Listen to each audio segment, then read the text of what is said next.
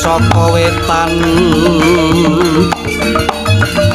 nunggang gajah telale kelar singgih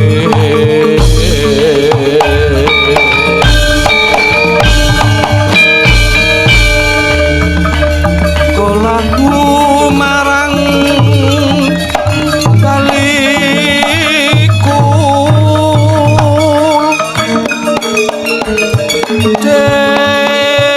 setan perkasa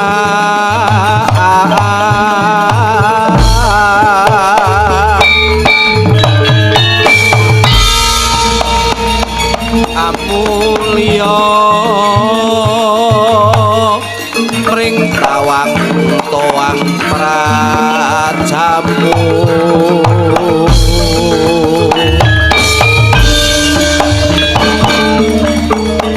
seyo kari karang kolho balik bola balik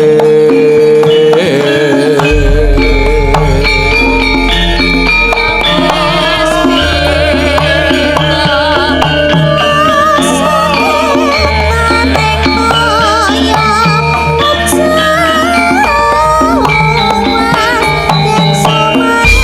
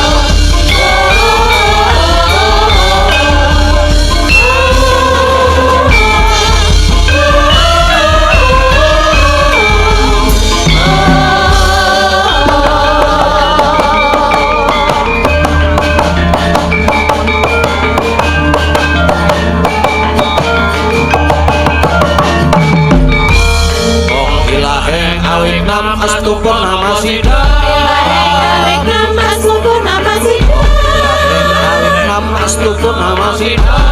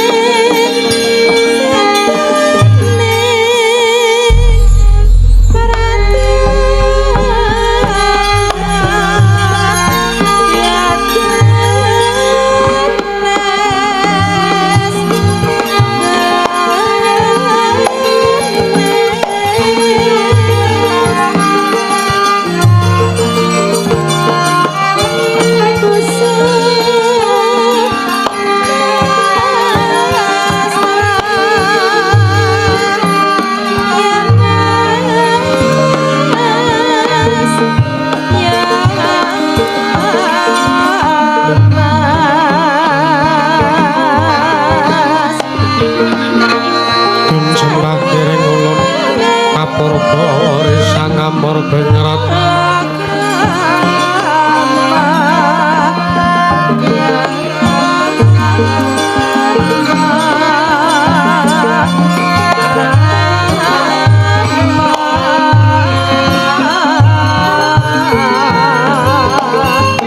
sahanan ingkang rengganan sihil asep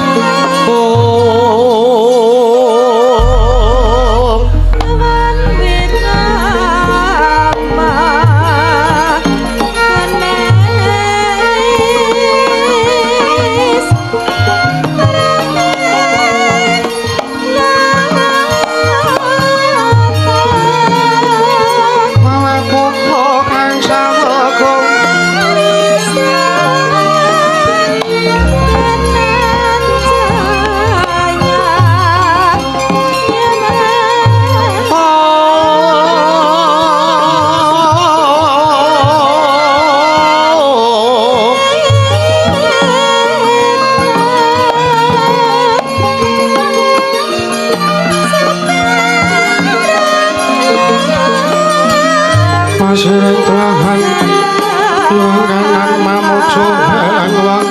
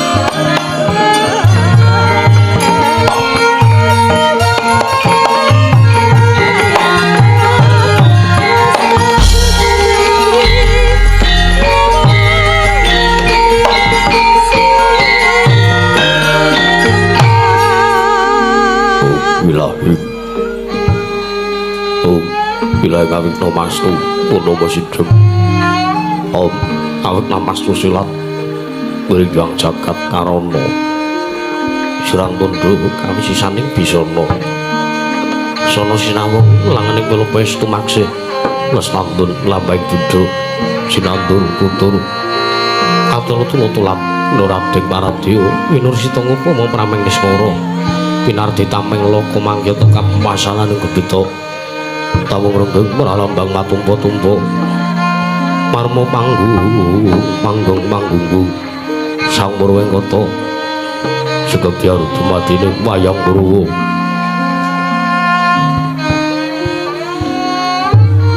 Purwakan kondo narik nuntuting basa duwe gunung musurasa yen narasaya karaos mula sarira ngrasawani uruhing diri rasa rumangsa urbangsani nirjalma ngilu waca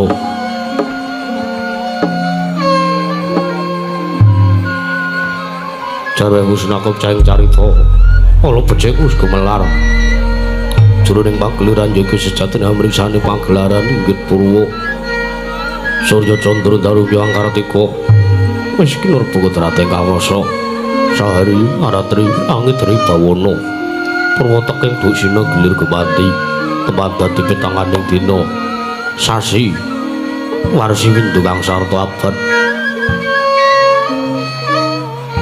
ketungkulan mangkar tumangkar kosi rambut kaya jawah pating grebyah dadi pating kutu-kutu walang atoga burung nono yang buruntu dadi brantan tanpa wicalan radang trawangan sinari sanggi pangretnawi ingkang ngarsa merbawani jagat mungguing jagat mitanduk mungup-mungup mungguing kaling amruk abang menganga lamun kayak saya dilat-dilat bumi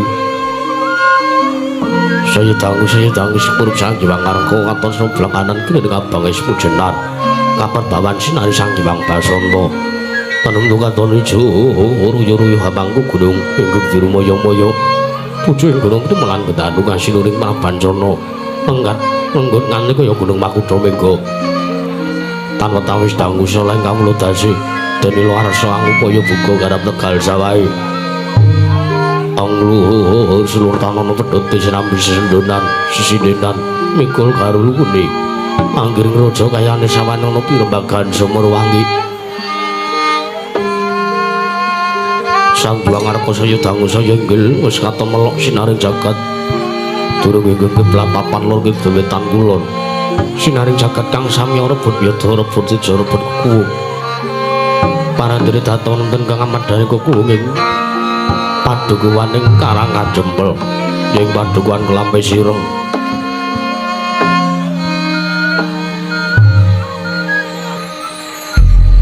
papan ingkang katingal endah regeng asri katingal ijo royo-royo tetandurane ayem tata titi tentrem miwah ayem sagya para kawulane awit kamandegan dening Sang Ponokawan abdi kinasih negari Ngamarta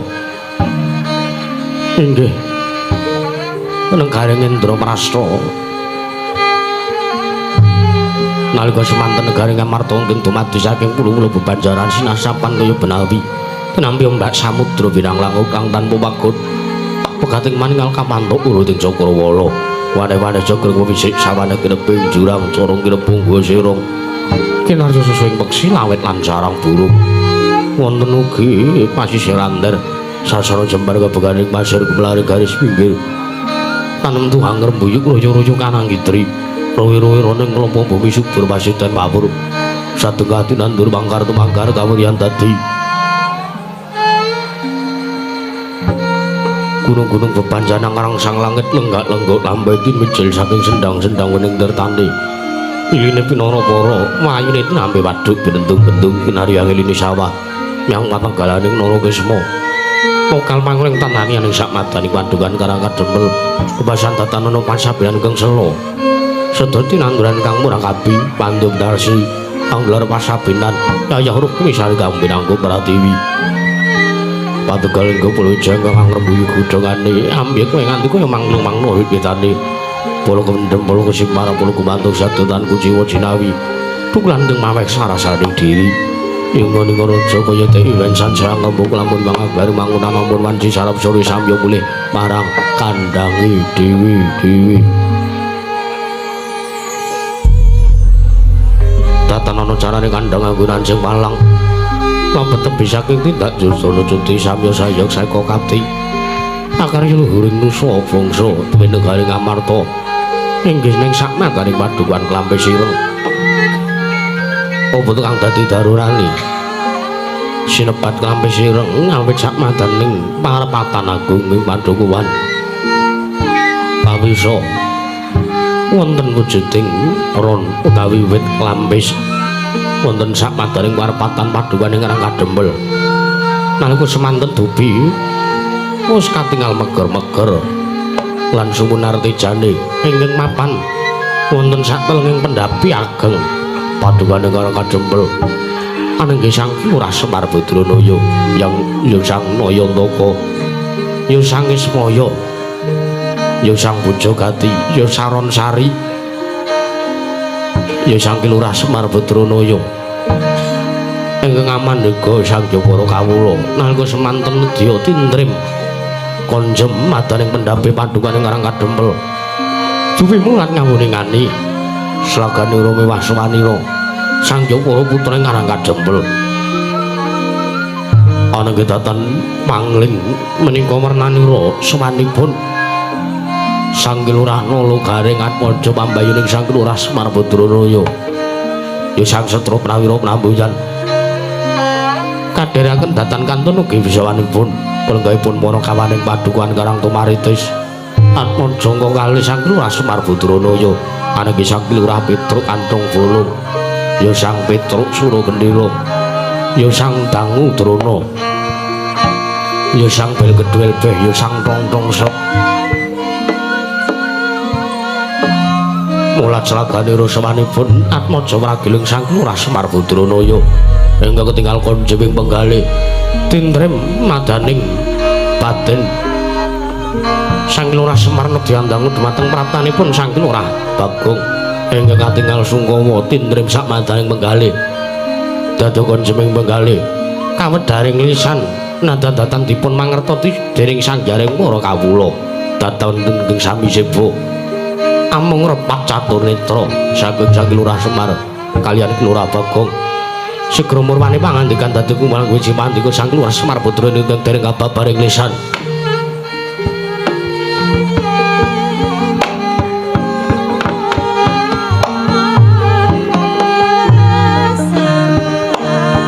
Koten prayatna semuriris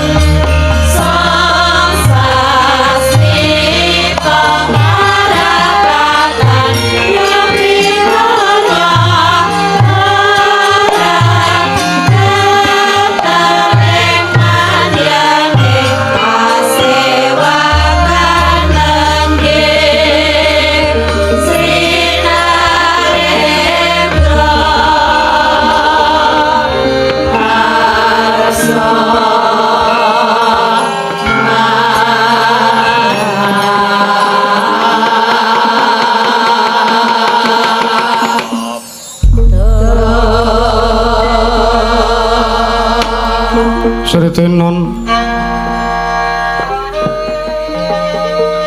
neng masewakan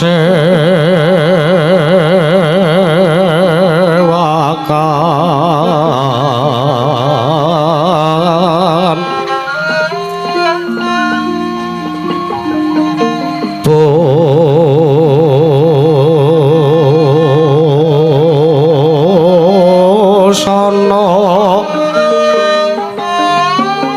maneka warna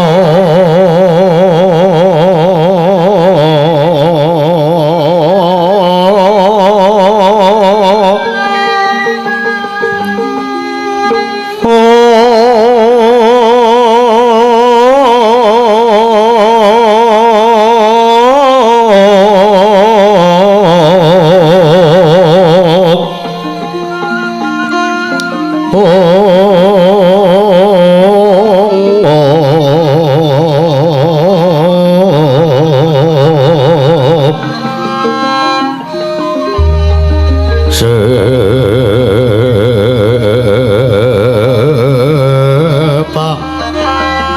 puspiteng udyono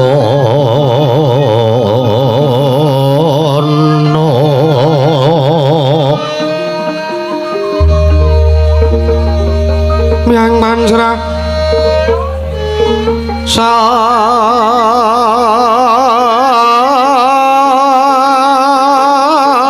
sarwarukma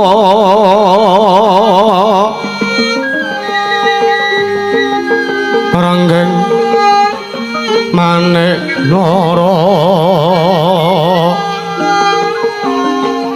nara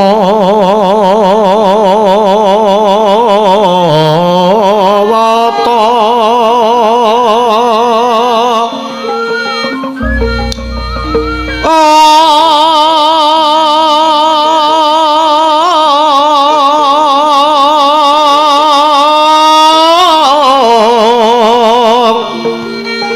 ana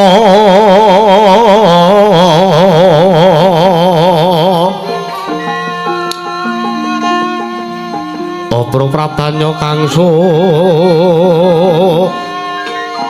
merat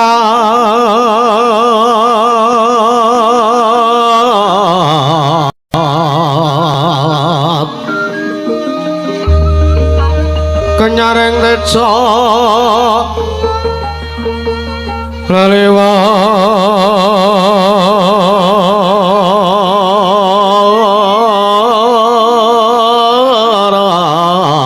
lelewaran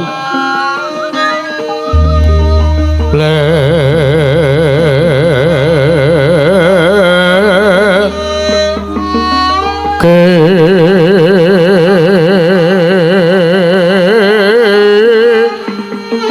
laci sireng kadet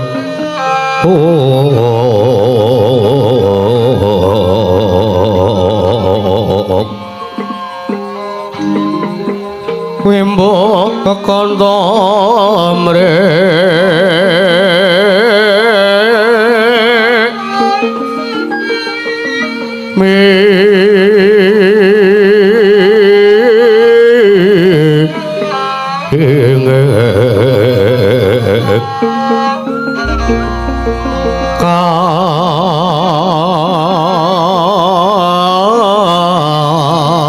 tiuping marata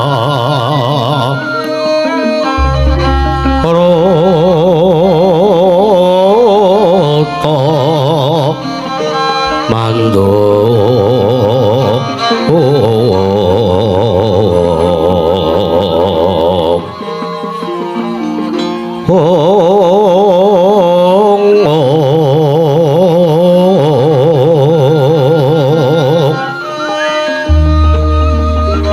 saparan mangambat kongas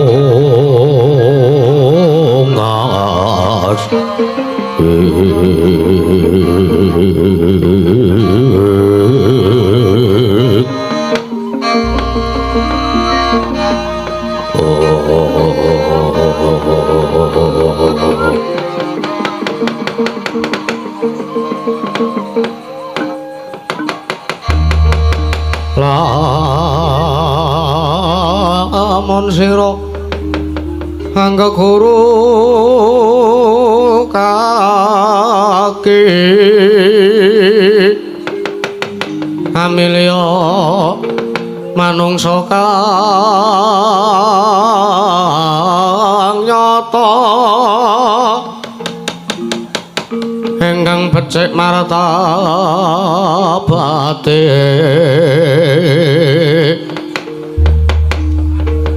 sarta kawruh ing hukum kang ibadah lan rangi saka leh wong tapa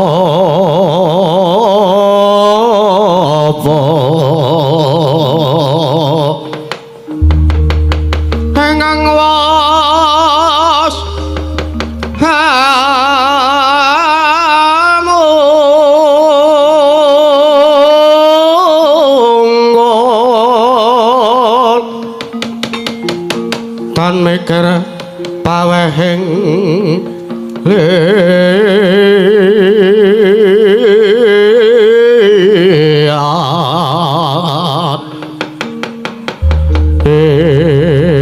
iku pantes kuranana kaki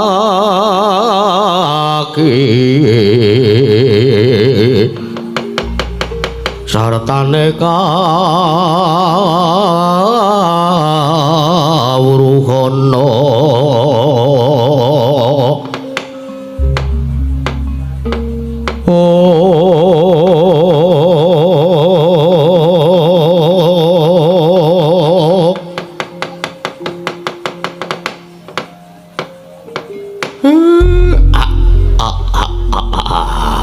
mbel kekek ukek sadulita mbel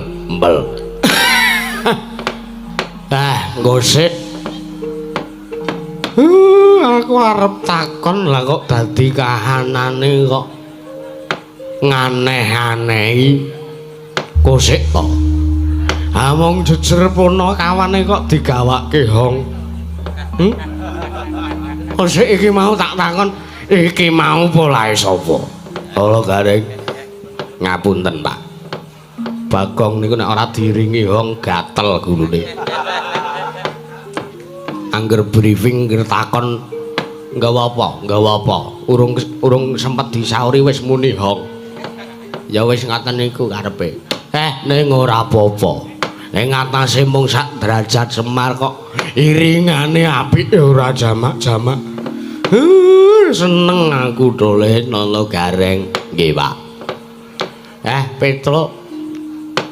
Petruk kantong bolong wonten dawuh Rama engko sik lah kok iki dadi adimu Bagong teka sowaning padukuhan Karangkadempel mongko engko sik to lah kok iki gawake buah semene mbane iki kok padake tilik wong loro ngapunten Pak niku wau sing beto senes Bagong lah sapa kula Bagong kok ngasih gelem gawake kaya ngono kuwi bumi langit tangkep lah iki leh munggawa Petruk nggih pangestunipun kula leh kula numbaske teng pasar wau esuk mulo ya ngapunten nek rada alum-alum ora apa-apa wong tuwa tok gawake buah mengesuk ora apa-apa nggih Nala Gareng padha slamet tekamu dole pangestunipun Rama Semar Badranaya wilujeng Pak mboten manggalangan setunggal punapa sowan kula wonten padukuhan Karangkadempel bot-bote kula nderekke kalih Bagong iya nggih wong kula wau sore di telepon kalih Bagong kula dicak sowan bapak lah iki kula ming nuruti kalih penangise Bagong kirangan Bagong teka tenggen kula niku nangis-nangis apa piye Gong apa kowe arep utang karo aku wong lemu nyebrak aku 700 tahun wingi urung kok baleke kowe nek nangis-nangis ning ngarepku eneng perkara apa lah Bagong malah ngejak kula sowan sampeyan sowan panjenengan teng Karangkadempel pun monggo didangu iya Nala Gareng nggih kula dhewe ya ora ngerti Bagong teka nggen kula kok ujug-ujug nangis niku enten apa janjane kula ora weruh iya iki bocahe meneng wae ket mau ana sabawaning wong Bagong ora melu sahur manuk nggih kirangan kula dhewe ya ora roh kok Pak wis didangu ngaten kemawon perkarane napa janjane Bagong kok kaya ngoten niku wong nyatane wau saderenge teng kene Gareng niku Bagong ngampiri kula wong kaget biasane Bagong sore niku ngampiri teng nggen kula niku biasane sok ngejak mancing lah kok ora nggawa walesan malah nangis-nangis nika iya nggih ning ya nuwun sewu wong teka nggen kula niku sing dirangkul senes kula malah bojo kula iki golek perkara senane ora apa-apa Petruk mbok menawa ana perkara nggih mun didangu mawon dole Bagong eneng apa dole lah kok dadi kowe pasemonmu kowe sowan ning ngersane bapakmu lah kok dadi kaya ngono ayo kowe nglumpruk linggo ning ngisor. Wong iki adat saben nek sowan wong tuwa ora tau kok sing jeneng gelem ngajeni iki ora tau. Kowe iki paling ora nek sowan bapakmu linggo ning dhuwur terus sikile dipentranglingke siji. Ade sopan banget. Lah kok saiki kowe nglumpruk kaya ngono, kowe kayake nangis kaya ngono, kowe kok kayake sedih tak sawang. Eneng ngopo kowe crita karo bapak dole?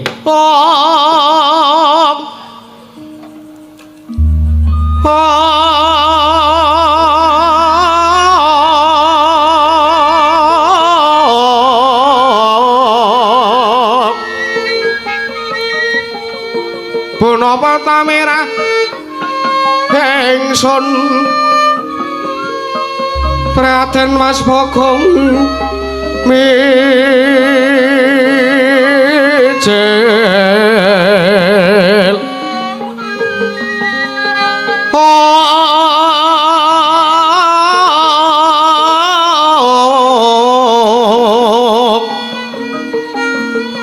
toda tanpa karya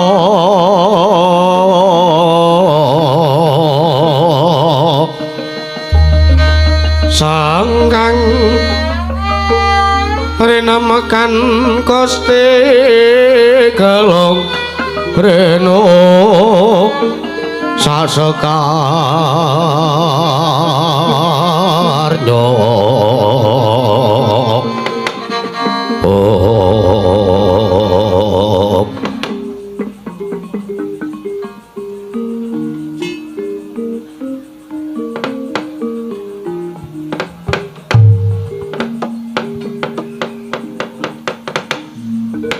sik.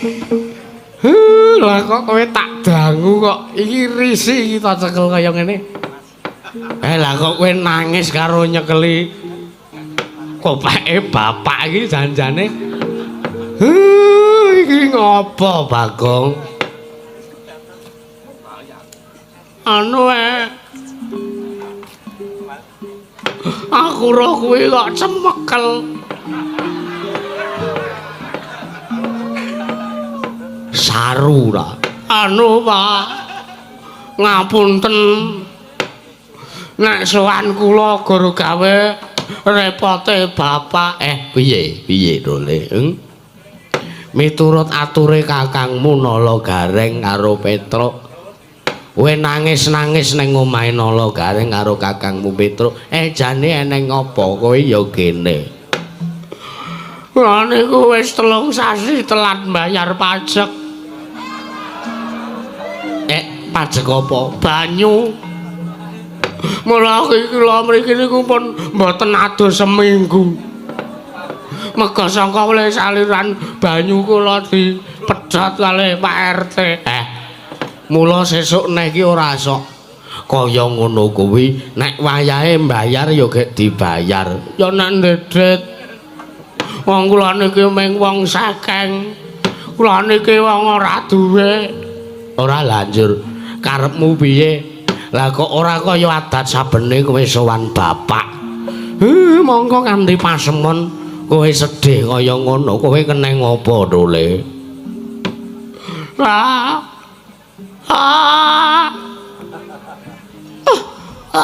Ora iso dijelaske nganggo kata-kata. Piye? Kowe aja kaya ngono kuwi to, Coba jujur karo bapak. Kok kowe nangis kaya ngono, ayo diusapi luwe. Umbele nganti ndlewer kaya ngono.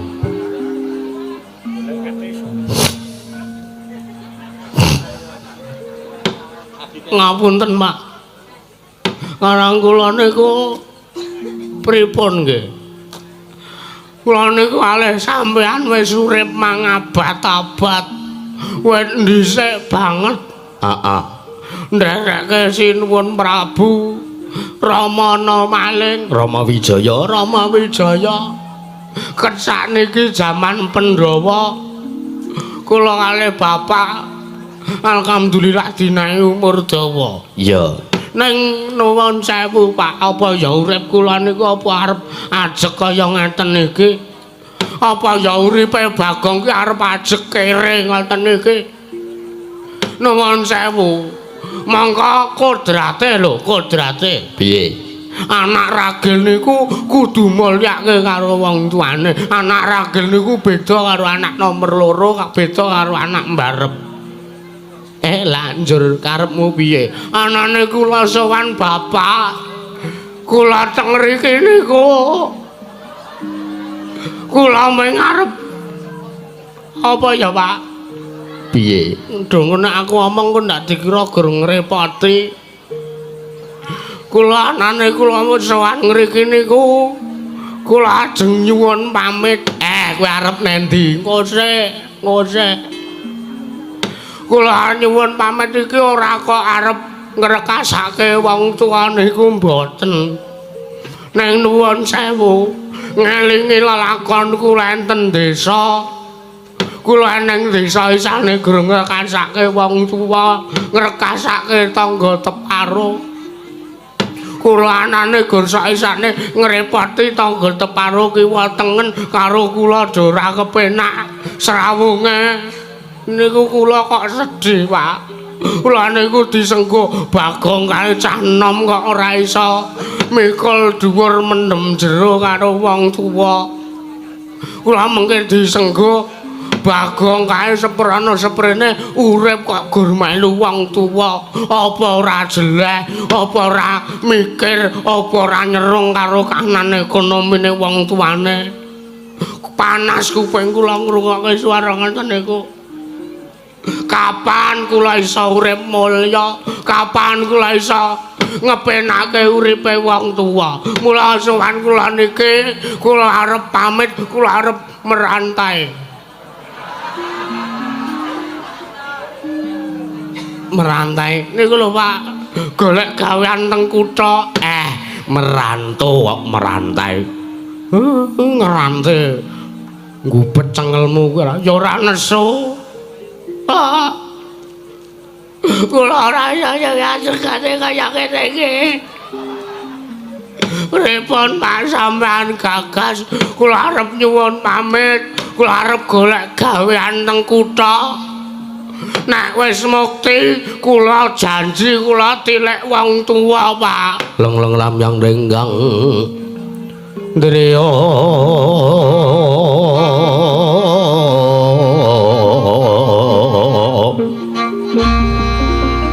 Rewang Candra katawengan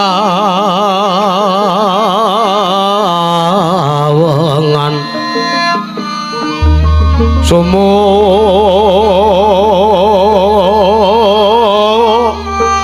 ing das katu rita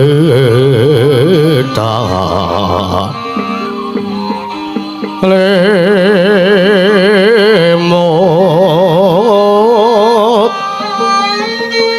kabar sanding rojit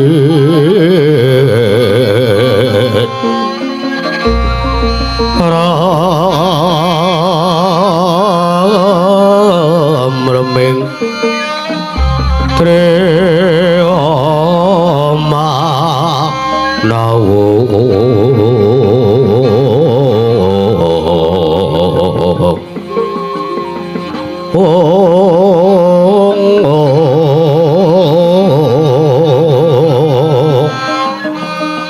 kokowong gyawang so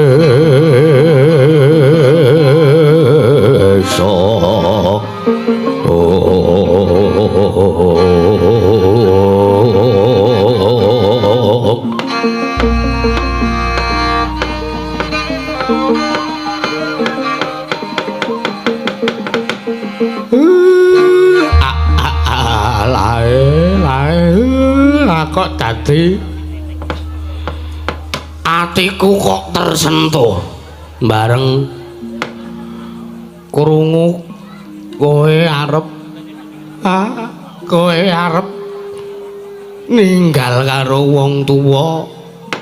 Aku kok ngerasa aku ki kleru lehku ngomong anak wekasan kowe arep ninggal wong tuwa.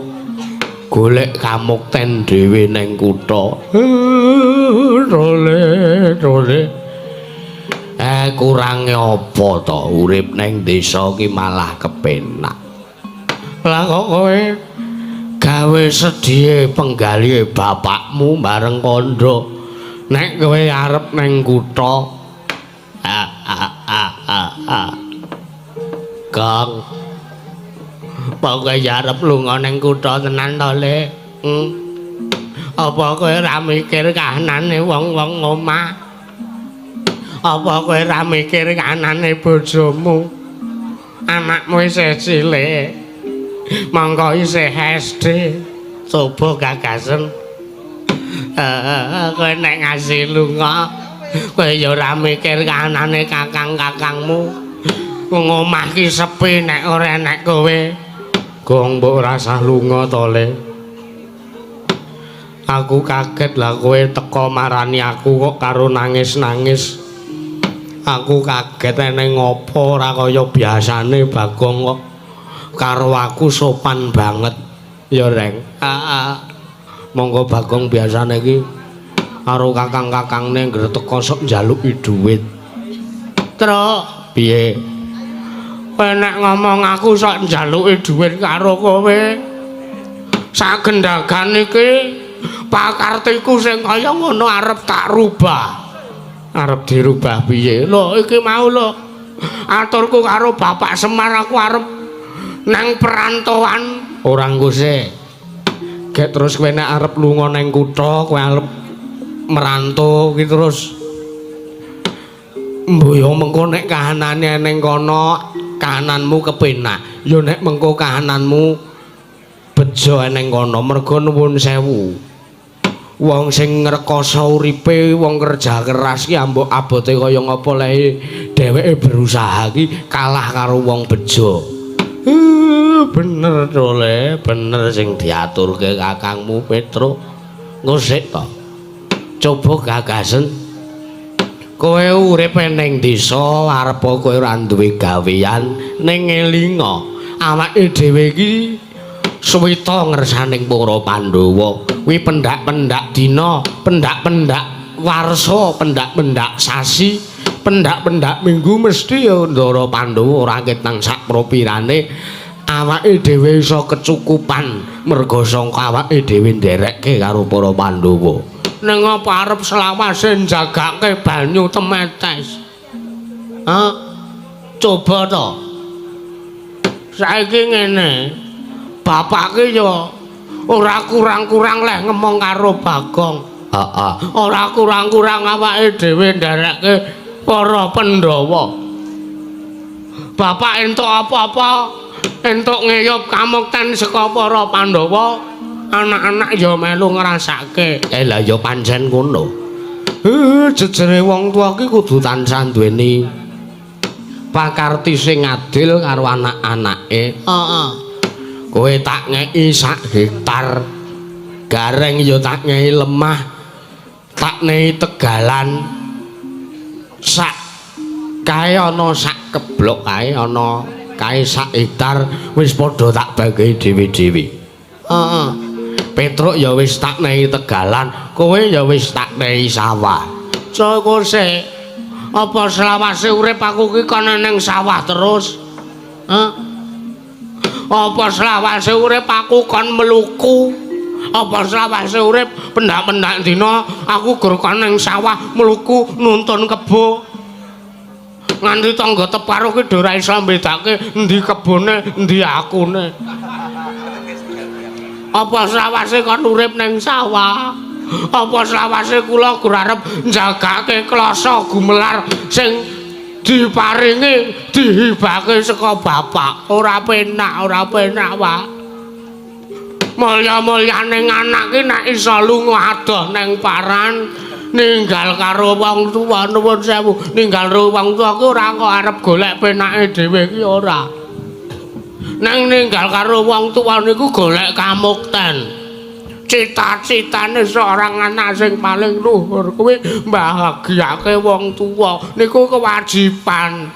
Teng pundi-pundi niku anak iki disawang wong tuwa iso sukses. ki nek wis iso merantau lunga adoh golek sandang pangan dhewe mulih kepenak wong tua mung dikai biyuke dhuwit biyuk nyopak iki nggo mangan sesasi Kakang Gareng ya ngono nya Kang Gareng iki nggo mangan sesasi sak anak bojomu Nyatra iki nggo mangan sesasi sak anak bojomu terus bar niku bali teng penantauan ora engko sik lehmu arep lunga kuwi janjane nang ngendi anggere teng Jakarta Jakarta kok ya wong Jawa ora iso muni Jakarta tulisane ya Jakarta ngono nggih lek kula merantau niku teng tanah sebrang merga nuwun sewu tanah sebrang niku ekonomine benten kali tanah Jawa sebabe bedane nuwun sewu teng mriko niku wong cilik isa dadi juragan coba napa jenengan ora kepengin ngoten niku perkara kula mengke teng mriko lek ajeng golek sandangan napa golek sandang pangan napa lek kula arep perkara golek rejeki golek dhuwit nganti cara napa niku urusan kula Pak lah ning kose aku wedi nek iki mengko kowe sing jare tembungmu kowe arep merantau kowe arep golek gawean ning kutha gara ning tanah sebrang ki engko sik dole kaya sing wis diaturke karo kakangmu wong sing duweni karep tekad ati lan kerentek nggone golek sandang pangan kuwi mono kalah karo wong bejo kowe yo nek ning kono uripmu kepenak yo nek ning kono kowe gampang lehmu golek gawean kowe iki ngeling ana sing jeneng nek ning kutha sing jeneng pengalaman kerja kuwi dibutuhke coba saiki tak takon karo kowe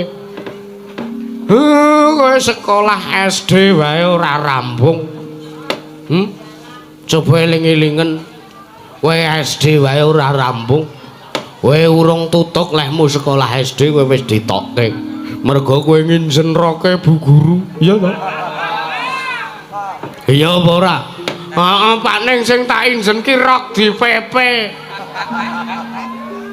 nang kok meso ya sangkane kula disia-sia kalih kanca-kanca kula teng sekolah dhisik niku dadi bahan bulian muga ya sangka nggih kepripun Pak sing jeneng kula niku mung wong desa ya wis engko sak entuk-entuke mbok menawa kula iso dadi pegawai teng mriko dokumen sing enten ngomah kula gawa kabeh mbok menawa entuk kasil ning kose nang kutha ki uripe beda adoh karo urip ning desa bedane napa Pak kose to kowe nek urip ning desa kowe golek apa wae kowe njaluk tulung karo sapa wae waton kowe srawung karo tangga teparo digampangke dole ning nek kowe urip ning kutha kowe arep njaluk tulung sapa-sapa kowe ning kono ora duwe sedulur kowe ning kono ora duwe sanak kadang kowe njaluk tulung karo sapa-sapa ora ana sing nulungi karo kowe mergo ngene wong urip ning kutha kuwi prinsipe lo gue kowe basa apa neh kowe wong desa kok muni lo gue ha iki ngene enek ning kono ki ora ana sing jenenge sosial kuwi ora ana ngono lah beda karo kowe urip ning desa kowe njaluk tulung karo tangga teparo nalikane kowe duwe bot repot nalikane kowe arep duwe gawe apa-apa ngijabke anakmu umpamane waton kowe srawung karo tangga teparomu ora sandadak kowe njaluk tulung tangga teparomu wis nulungi karo kowe beda karo kowe nek urip ning kutha beda karo kowe nek golek sandang pangan ning kutha beda carane dole kahanan kutha karo kahanan desa kuwi beda wong bejo mono ngalahke apa-apa ya nek kowe mengko ning kono entuk kanca sing apik sing iso nampa kowe lahir batin Mergo nuwun sewu, jaman saiki iki akeh sing reka-rekane ning ngarep apik. Nang mburi kaya kirik kuwi akeh. Ana ngakune kanca arep dadi kanca teka, ngakune muni dakik-dakik muni apik. Munine arep goleke gawean ning akeh syarate njaluk dhuwit 10 yuta. Mbasan ditransfer ilang. Kuwi akeh kedadeane iki kalangan wiyaga kene tau ngalami. Kuwi sing nyekel lampu kuwi ya tau kabusan. Arep dijak ning Jakarta jare. Kon transfer 10 yuta digoleki ngilang. Aku kuwi wis akeh kanane role. Ana. Dadi urip ning kutha kuwi ora kepenak kaya urip ning desa, kaya urip ning desa. Niku lak mung kabar ngayawara to, Pak. Coba to nuwun sewu. Kanca-kanca kula sing waune duweten desa, urip teng Karang Kadempel, sakniki pun do mukti ngawi bawa teng tanah sebrang. Lah mereka niku ajeng kula goleki, mbok menawa kula iso ketemu. Ngono. Ning kose nek miturut penyawangku, miturut rasa sing tak rasa, tangga-tanggamu sing dhisik ning desa terus saiki do ning tanah seberang kuwi merga padha ora seneng karo cara uripe wong desa. Kuwi merga padha ora seneng karo bapakmu. Lah nek ngasiwe mengko ya iso bener kowe ketemu karo tangga-tanggamu, kowe ketemu karo kanca-kancamu sing do merantau ning tanah seberang. Nek padha ora duwe niat lahir batin karo kowe, padha ora duwe niat apik karo kowe, malah ngrekasake uripmu dole. Wis kowe rasah lunga ning kutha dole.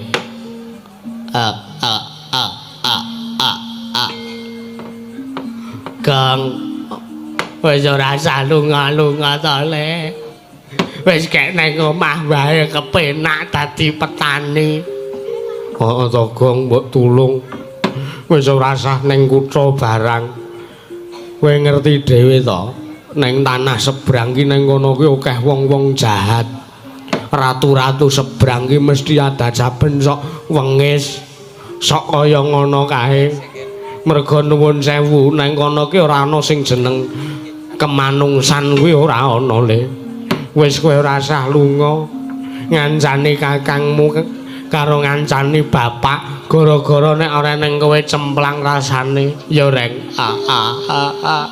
Kowe ora usah lunga ke. Ora usah lunga kowe mesakno kakangmu. Kowe mesakno anak bojomu. Kowe mbok nek ning kono uripmu kesanja mbaya. Malah sing ngenteni nang omah malah ora kepenak. Rang, apa?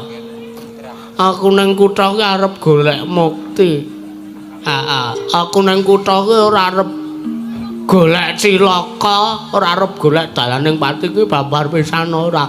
Ning niatku ki lahir batin apa? Aku mulyake bapak karo simbah nang omah. Ya ning kono kahananmu nang kono entuk kahanan sing rekoso. Wis to. Elingen kata-kataku. Piye? Orang susah ki mesti dimudahkan jalane. Aku rak ngomong ngamung wis to, kowe ora usah ragu. Saiki ngaten, Pak. Kula nyuwun pamit. Kula arep budal teng tanah sebrang, kula arep golek mukti, kula arep goleke sandang pangan wong tuwa, goleke sandang pangan anak bojo. Mengke nek pun kula mukti mesti kula menehi kabar. Aku ki wedi lho, Le. Wedi pripun?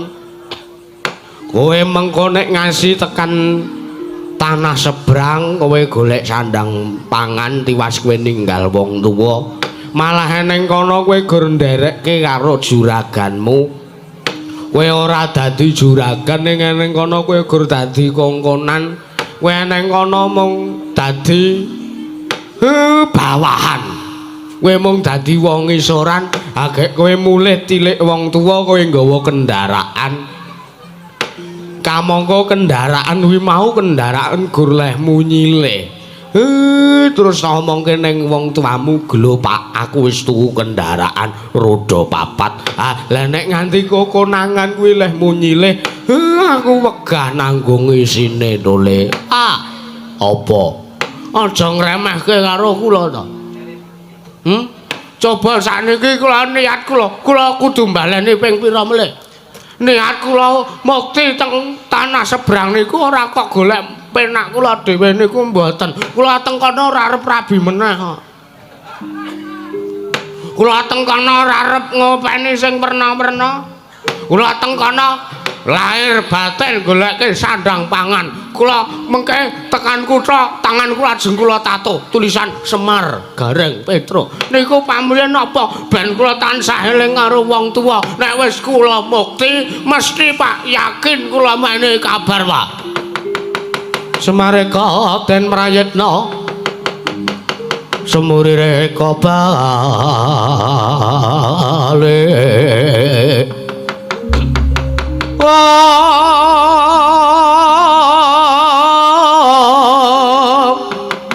tetiane kandayane tresonya rawa sasi gelar-gelar semete tengahing latar eleng ana lintang Bima Sakti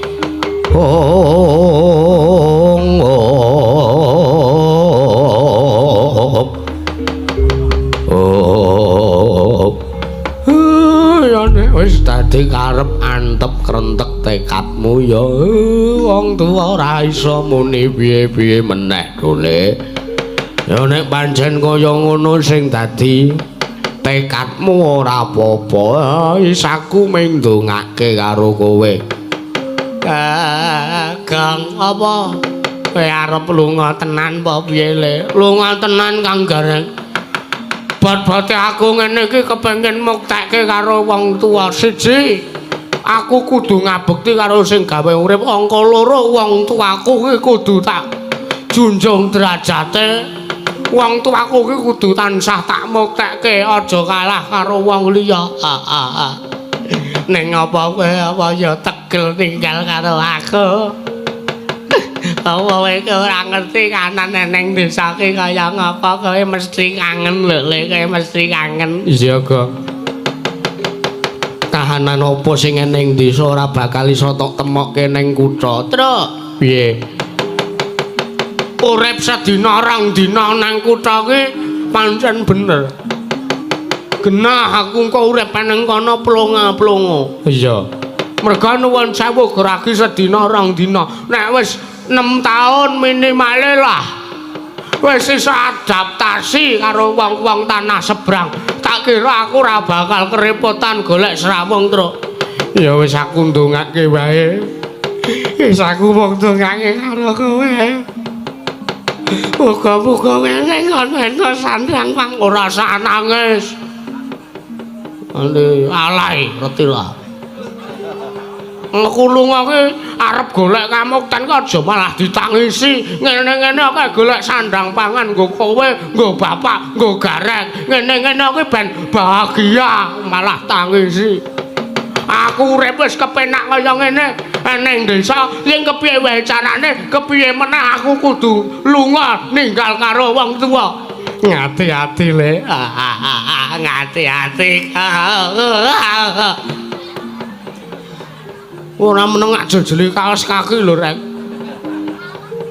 Ya ora ngono kowe. Aku sangat tresnaku karo kowe.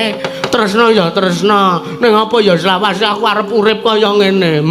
Apa ya selawase awake dhewe dadi anake Semar ora ana siji-siji sing iso mbuktekke karo Semar. Aku panas kupingku, panas atiku ngrungokake suarane tangga teparo sing doting cruwet.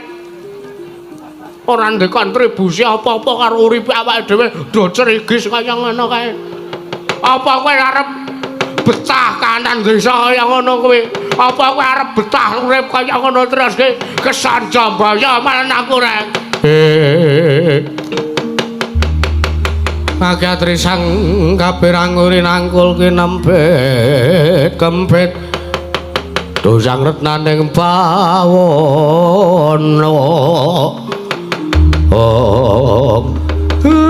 ora apa-apa dole nala kareng adimu aja ditangisi dole sampean duwe nangis kok ngene kaya ngono ora kaya sapa wong sing arep ditinggal ning perantauan ora nangis nggih Pak kula niku wis pirang-pirang taun urip karo Bagong lah kok lagi iki Bagong arep ninggal karo awake dhewe wis ta sampean anggere yakin Kang Gareng Petro Bapak yakin ndongake kalih kula mesti Pak urip kula kepenak sampean kula mangkat teng kutha niki mengke sampean aja ndonga Bagong ning kono enek apa-apa aja ndonga ngoten kok ndak kula mengke enten mriko rentuk apa-apa sing iso kula nggih nyambung urip ning sampean ndongake alih kula Bagong muga-muga mukti ngawibawa Nyakrawati mbau denda wekasan iso mulyake wong tuwa ngeten niku Pak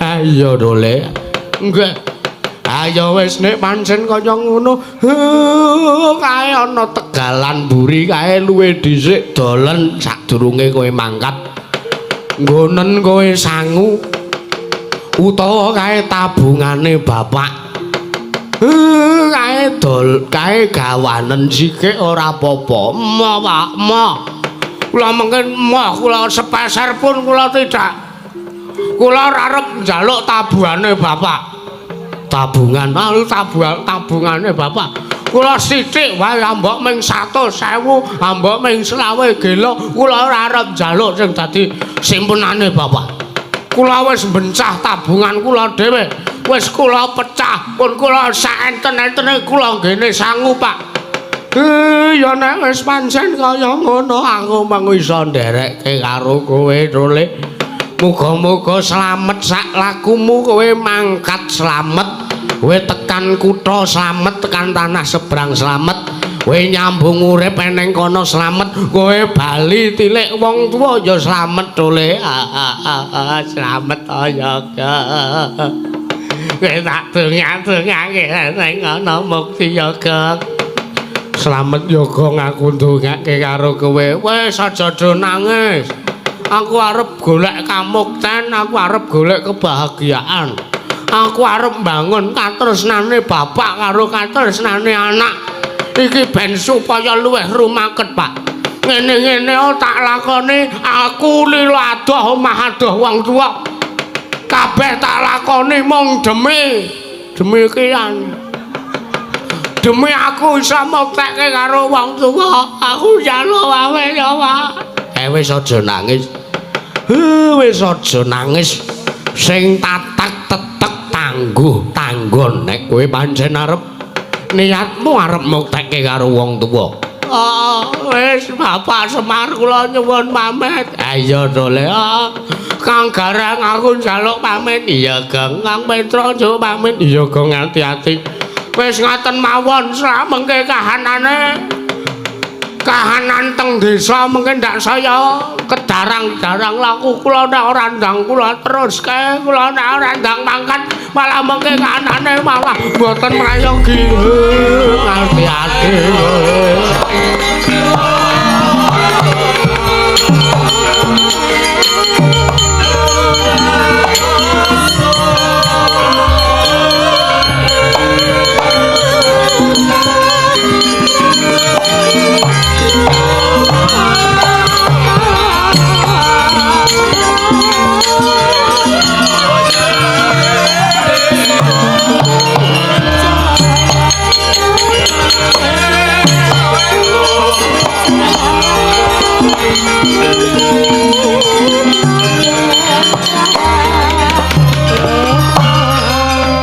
hati-hati ya dole nggih Pak sampean aja lali lho nek salat ndongake kalih kula ya mesti wong tuwa iki ora tau pedhot leh ndongake karo kahanane anak nggih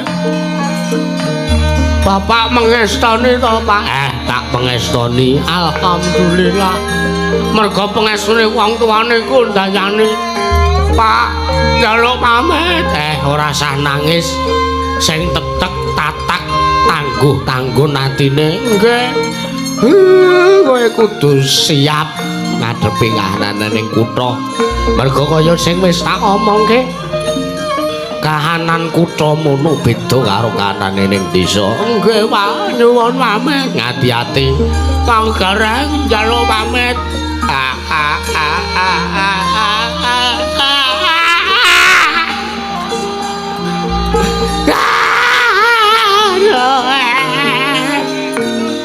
Aku bakal kangen karo kowe. Iya. Lah kurang ajar to. Wis to. Awake dhewe iki biasane gojek. Lah iki aku arep nang perantauan kuwi ora malah nangis. Wis ana mangkat. Ana mangkat. Ana mangkat golek kapok teriane. Terus aku coba pamit, Tru. Hati-hati kok. Kene tak rangkul.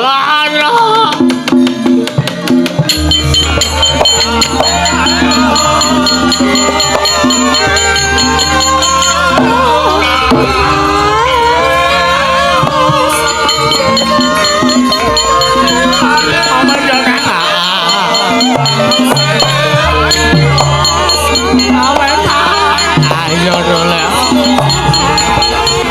Ayo dole. Ayo kok.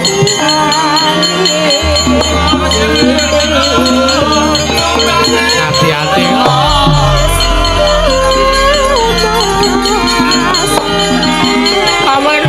Ayo.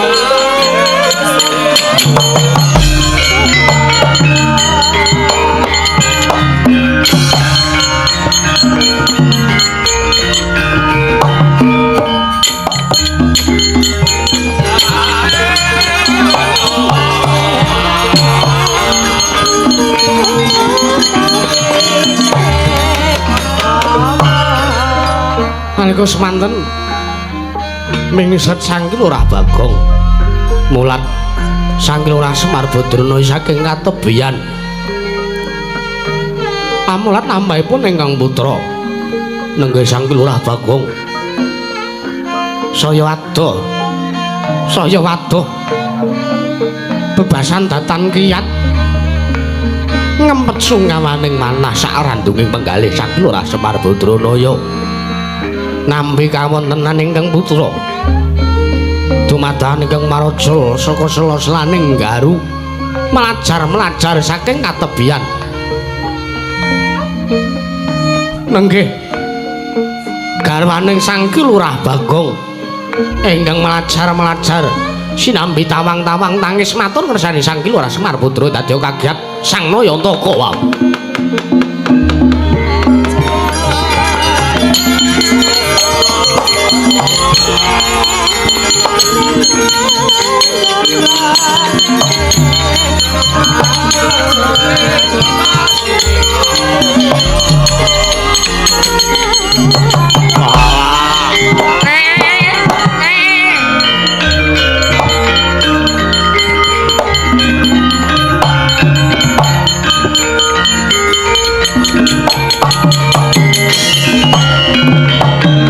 Manggahangro sumbar mawalindo bumi gonceng kumalu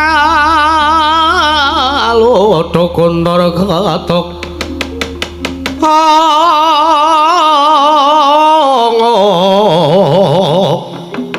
kumalu dokondor gatok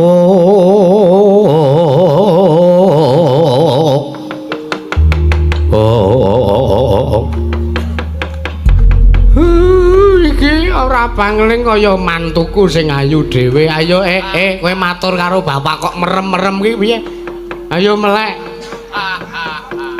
Nuwun pangapunten, Pak. Eneng apa? Tarni eneng apa Tarni? Lah kok kowe teka karo wong tuamu kok kowe nangis.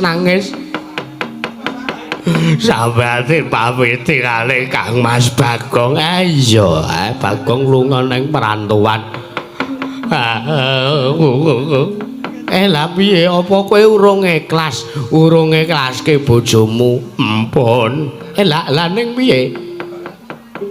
Sangune keri niki ajeng kula susulke. Lah dalah. Lah kok dadi sangune keri monggo pun adol napa-napa. Ayo pitike tangga-tangga nggih pun dijepuke. Bocah ora iso golek duit dhewe. Ya wis mumpung urung adoh, lungane bojomu gek tutno, playanana nyilih montore. Awang montore kowe wis didol Bagong dienggo sangu. Wola. Nggih pun kula tak mlayu sak iso-iso nyusulke duwite Mas Bagong.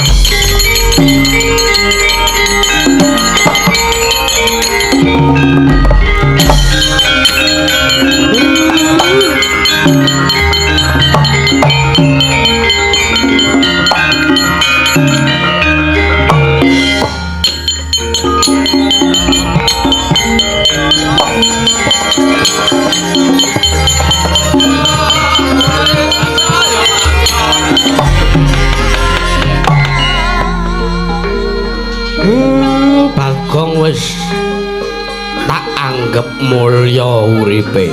Nggih, Pak. Nggih, Pak. Petruk kaya ngono kuwi lho. Contonen adimu. Arep kae tinemune ragil. Ning kae wis iso dadi patuladan tumrap kakang-kakangne. Niate Bagong apik. Niate Bagong luhur. Kepengin arep moktekke karo wong tuane, contonen nggonen tulodo anak putumu besok to Le. Nggih. Keparengipun Bapak Semar kados pundi? Ya wis. Awake dhewe netepi kewajibane dhewe-dhewe. Minangka Panakawan kaya adat sabene nyambung urip kaya biasane to Le Petruk lan Bagong. Nggih, Pak, kula dherekaken. Nggih, Pak, kula dherekaken, Pak.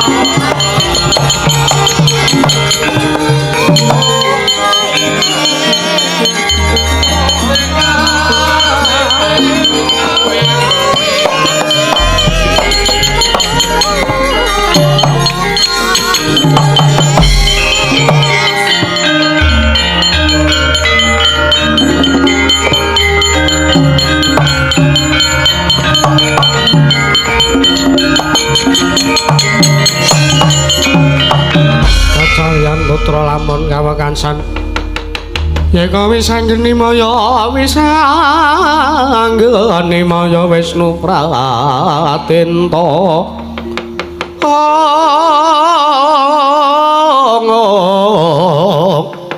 wis anggeni maya Wisnu Pratenta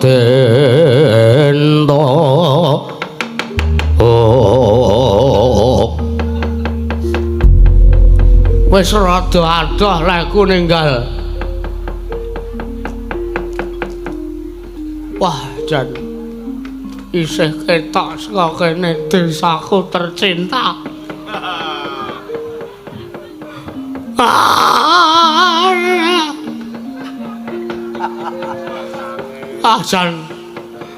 Jan yo jane iki ya kepenak tenan urip ning desa ning ya piye meneh. Aku ora kena urip njagake klasa digelar enek wedang enek pacitan. Aku ora kena njagake kowe. Aku ora kena urip selawase urip arep njagake wong tuwa ora kena. Isin aku, isin. Nyerung tangga teparu.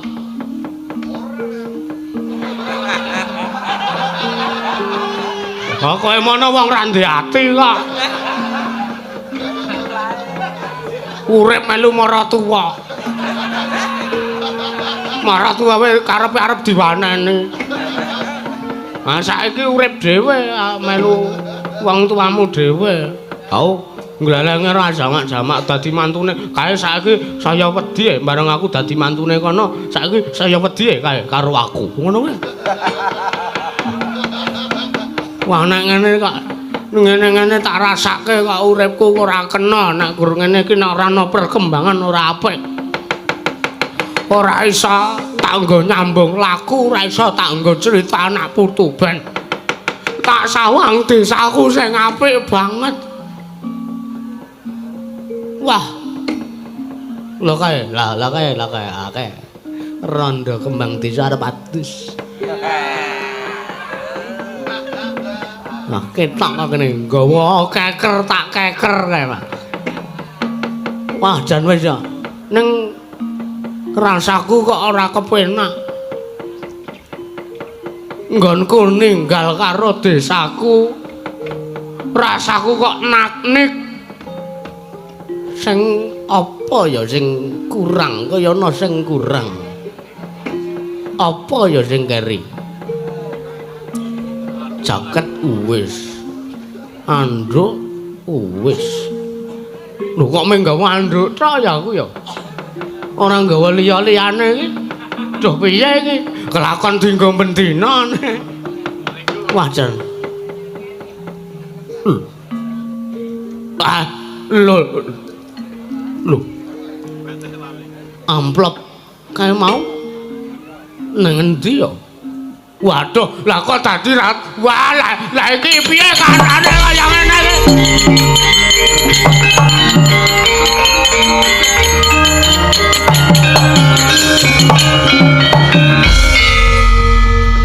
Duh. Wis adoh e. Piye iki, Cak? Lakon ora sida merantau. Sanguku keri iki piye iki? Duh, lah iki piye kanane kaya ngene? Kang Mas Bagong.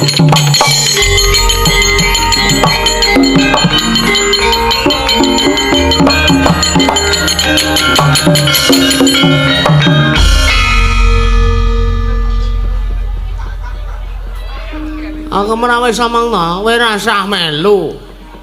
Nek gur ngrepoti lah kudu arep kerja. Pangapunten Kakang Mas. Piye? Enten sing keri. Lah rak tenan to wajan. Untung aku ndek bojo pengertian kaya ngene. Matur nuwun ya Cahayu. Nggih. Ya nadan kowe dhisik tak pek pas kowe rondo. Ning ora apa-apa. Nggih.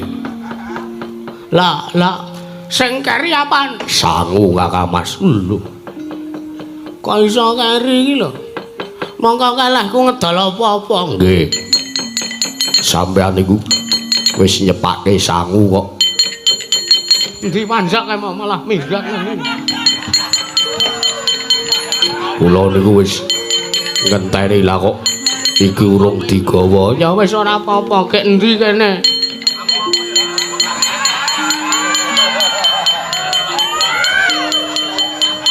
Kula aturi sabar. Niki, kene. Iki ora tolongi to, boten kaya. Sampeyan ki ora percaya karo kula apa piye?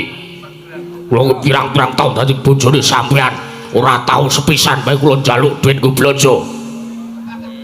Ya pancen ngono, wong aku mblanjake wong wedok liya. Nggih. Ning rak kowe trima ta, kanan kowe urip ora aku ngoten niku trima. Trima, mergo kula lahir batos kalian panjenengan. Ya apa ya matur nuwun ya Cahayu wajan wis. Iki sing tak nggo garan iki sing tak nggo modal. Entuk-entuk kok tak nggo gawe usaha nang kutha. Nggih. Sampeyan tenan arep lunga apa piye? Ayo tenan iki wis dadi antep tekadku. Wis gek kowe kana limbukan. Nggih. Mbak Yumu kowe dijak limbukan. Sapa bintang tamune? Mbah Waluya. Oh, Nek Waluya. Nggih. Karo sapa neh? Mbak Yusuhin. Karo sapa neh? Lek Landung. Oh, Landung Klawer. Nggih.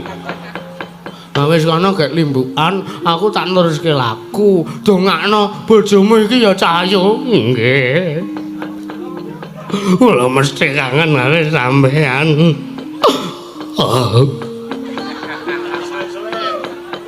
Kula mesti kangen karo sampean. Kowe ra dilus-lus ngono to, Mas. Marake ra. Wis gek kowe nek pokoke kowe aja lali karo aku. Nggih. Engko lengen kowe nek tak tulisi jenengmu. Sutarni ngono. Nggih. Nggih. Heeh, ben eling kowe terus. Nggih. Damar engko nek mulih sekolah gak dipethuk. Nggih.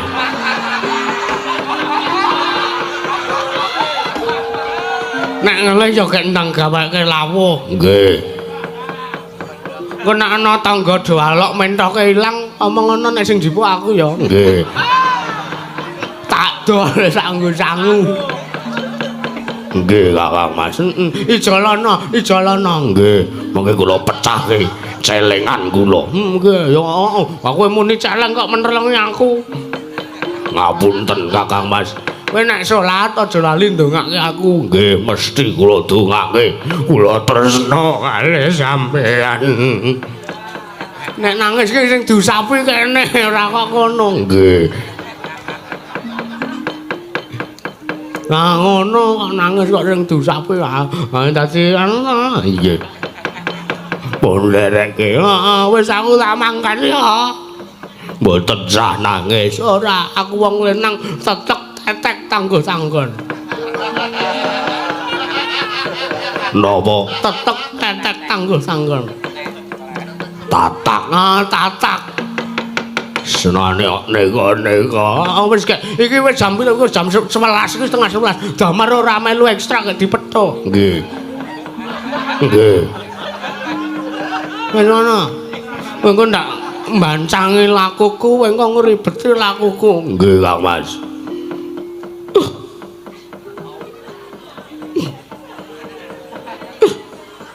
Ngapa aku? Mboten. Mosok kula bengi kon ngempet. Ayo simpet ayo. Aku nang kutha wae kuat ngempet kok. Ayo. Tenane. Tenan. Ora nek aku arep tuku dites apa? Bila barang mbok nggih mangan wis kowe ngempet aku ya ngempet. Nggih.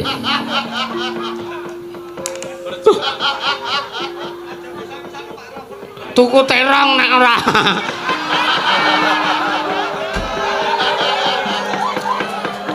Sampeyan iku ngrusaki. Ngrusaki piye? Hah. Wis gak kana mulih aku tak neruske lagu ya. Nggih. Limbukan. Nggih, nyuwun pamit. Wis kana ndak sing ndak aku ngebat-bati mikir aku nang kutha. Nggih.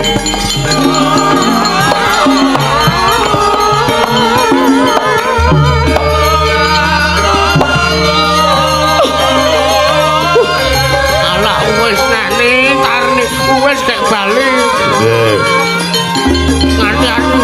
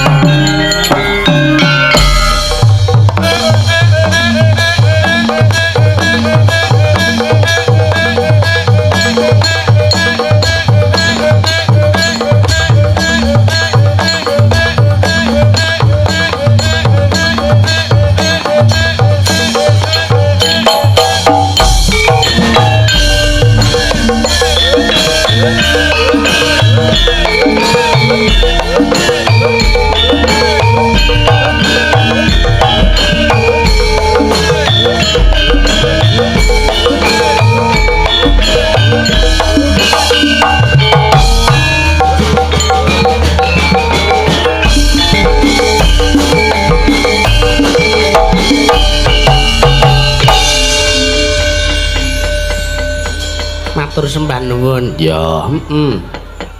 Ngapa tanduk atik? Kowe tak sawang kok. Kowe ketok sedih ki ngapa? Intan crita wae. Sutarni po Intan? Ya Intan Sutarni. Ya. Wong nek Sutarni kok semono. Mah. Piye? Aku sangka lek kula ditinggal kali Mas Bagong. Ora apa-apa. Ya. Saiki sing jeneng kae ya mantuku sing bagus dhewe kae. Ya, anu inggih. Nek arep merantau ya ben merantau. Ya, golek mukti ya nggo kowe karo ya nggo anakmu, putuku si Damar kae. Nggih. Mak. Sing penting aku karo jenengan ndongake terus karo Mas Bagong. Ya aja kendhat nggone tansah ndongake karo bojomu. Ya. Saiki awake dhewe wancine suka parisuka nang ngersaning para warga ing Laladan Padukuhan Sambirejo Kalurahan Sidareja Kapanewon Ponjong Gunung Kidul kene. Ya Mak. Alhamdulillah nduk kepareng bengi iki awake dhewe sowan ana nang daleme ya kuwi menjane Bapak Sukatno dalah keluarga. Ya dalam rangka apa? Ya kuwi dalam rangka tasakuran keluarga Bapak Sukatno, dalam rangka diberi berkah ngersane Gusti Allah. Wo ngono. Syukuran ya Mak. Tasakuran utawa syukuran. Ya mergo panjenengane Bapak Sukatno nalika dhisik ngengeti kelakon sing wis dumadi, ya nalikane panjenengane yoga tindak ning perantauan golek kamukten. Ya alhamdulillah saiki wis sukses terus tilik kahanan desa. Ya syukuran ngersane kabeh para warga ing Sambirejo Sidareja Ponjong Gunung Kidul kene. Wo ngono. Alhamdulillah ya Mak. Mula lakone ya kuwi njaluk Bagong bangun katresnan. Ya padha karo Bagong merantau. Ya ha iki lek golek referensi ya ning YouTube almarhum Kisena, ya lakon wayang Slimen Bagong Merantau. Ya ha iki tak gabung tak tambahi beberapa adegan. Ya dadi penjane Bapak Sukatno ki ya Bagong ya bojomu kuwi sing merantau. Oh ngono. Ngono to Mak. Njur to padake Pak Katno bagus piyayine. Beda karo Mas Bagong. Beda ning rak kerja kerase. Oh ngono. Kerja kerase. Ya usahane sing pancen gigih tenan. Ya kerja kerase. Apa ora kebalik? Balik piye? Keras kerja. Lho kok keras kerja? Ayo rak kudune kerasik lagi bekerja. Wah dengkulmu melacat. Senengane sak werna-werna ora. Ya ora apa-apa. Ya ming guyon kok Mak. Karo ngrem-remi atiku. Sing aku ditinggal semenit karo Mas Bagong wis kangen. Wis sabar. Ora njur gelur-gelur ngono kuwi lehmu nangis.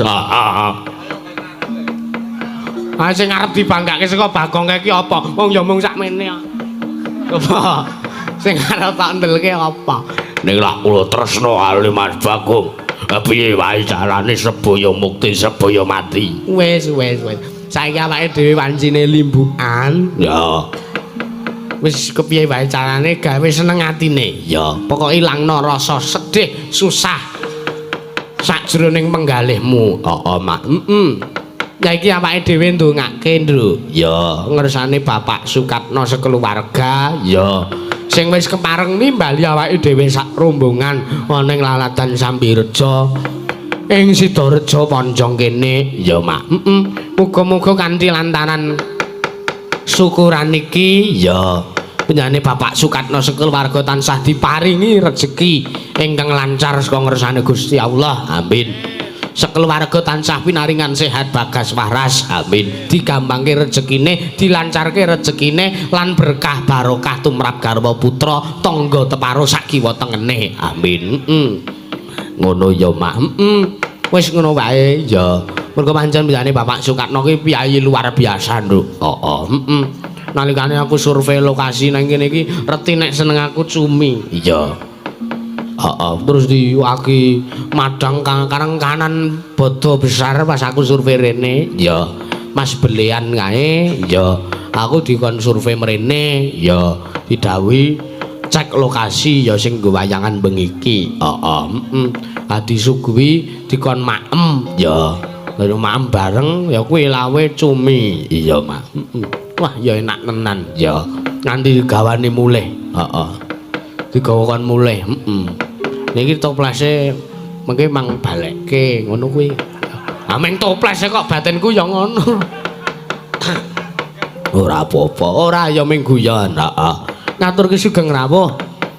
Ana ngersane penjane Bapak Kapolsek Ponjong bengi sing rawuh, ya Bapak Ndan Ramil Ponjong uga rawuh.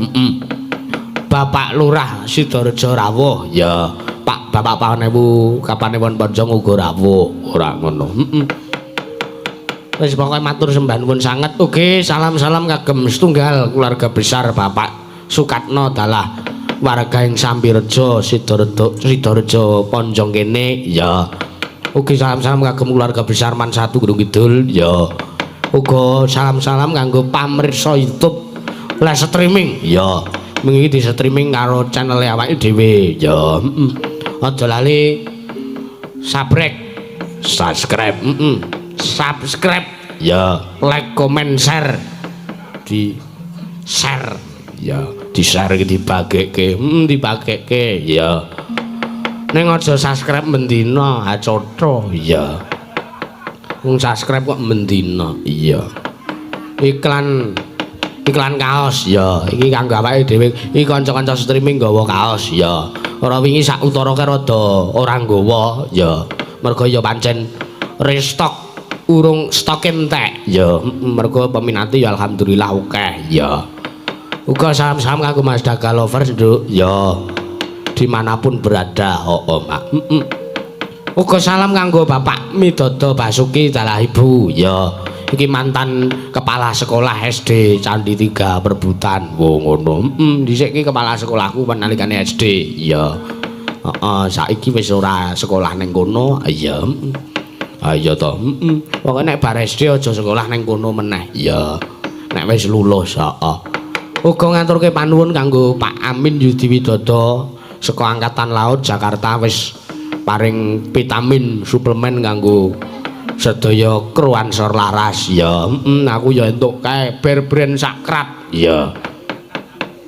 Alhamdulillah ya, Mak. Alhamdulillah muga-muga ora lokak malah kebak, Nduk, ya. Kabeh ya kowe entuk dibelikan apa tukake rokok dhewe-dhewe, ya, sesuai apa karo rokoke, ya. Ngono, Mak. Ya, ngaturke panuwun, ya. Wis iki wis jam 11 punjul 7 menit, ya. Mak. Ya. Awake dhewe ngaturke bintang tamu, ya. Sing wis kondang donya akhirat, donya tok. Oh ya donya tok, ya. Wah, saduk kowe lah. Ngawur ora. Mbah Walu ya, ya. Seperti anu Mas, apa? Apa Mataraman wae Mas, ya.